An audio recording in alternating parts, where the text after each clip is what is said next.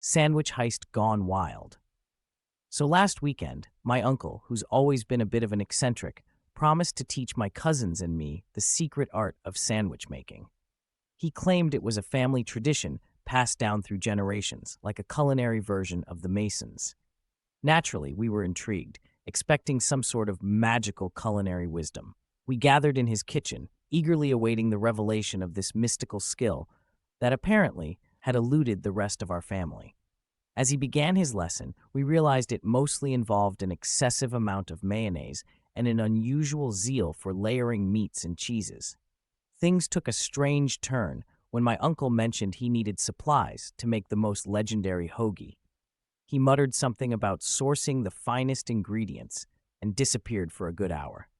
When he returned, he had not just bags of groceries, but also an unexplainable amount of pilfered deli goods. It turned out my uncle had orchestrated a neighborhood-wide hoagie heist, recruiting unsuspecting friends and neighbors to borrow ingredients from their own kitchens under the guise of some community culinary initiative. I found myself standing next to Mrs. Jenkins from down the street, who was clutching a jar of pickles like it was the last one on earth. As the day went on, our kitchen transformed into a chaotic assembly line of sandwich construction. Everyone was laughing, questioning their life choices, and wondering how they got roped into this bizarre sandwich cult. The sandwiches were enormous, almost comically so, and my uncle was overseeing it all like a proud, slightly unhinged sandwich general. We were knee-deep in salami and lettuce when the doorbell rang. It was the local police, responding to multiple reports of suspicious sandwich activity. The officer took one look at the scene and with a bemused chuckle simply said, "Looks like you're all in a bit of a pickle, aren't you?" In the end, no charges were pressed, and the officer even joined us for a bite.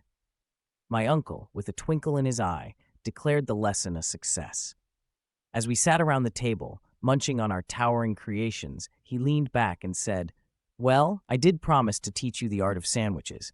It's all about bringing people together, even if it means stealing a few pickles along the way." And that was the day we learned that the real secret wasn't in the ingredients or technique, but in the absurd, unexpected joy of a neighborhood sandwich escapade.